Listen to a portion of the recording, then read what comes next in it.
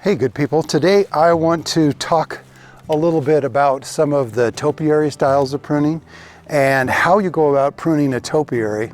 And topiary is, if you will, sort of creating shapes, whether you're shaping something into looking like a giraffe or a penguin, or whether in this case you're kind of making these tiers, these little hat boxes.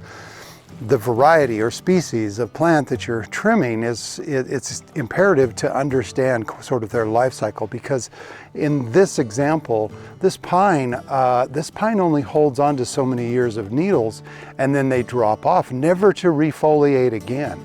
And so if I wait and let this get out of control and then try to come back in and recapture what is lost, I can't, because I'm going to be trimming into dead wood or dead needles, if you will. So what I need to do, and what I have been doing over the last few years, is to keep this in shape, is to be coming in and trimming off just those new candles that have grown and keep it in the shape that I need.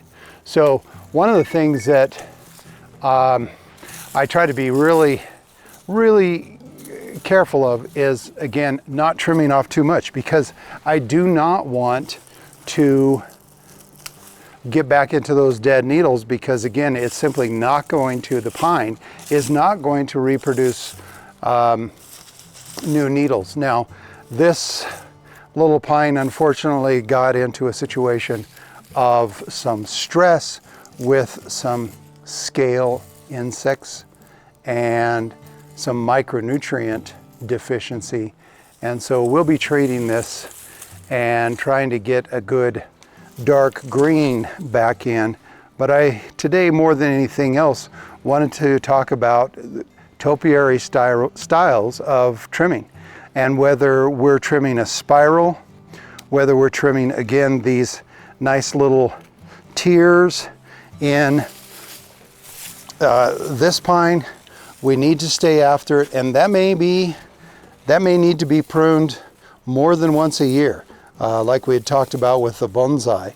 The bonsai is a discipline that requires trimming multiple times throughout the year, and that same thing can be said about topiary. So anyway, that's kind of the tip for the day, is be vigilant if you buy a topiary, that you need to stay on top of it.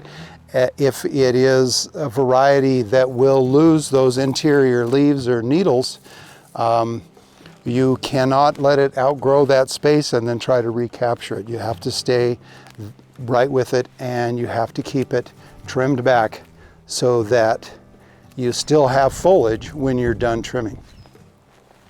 Remember, if you can't hug a tree, hug an arborist.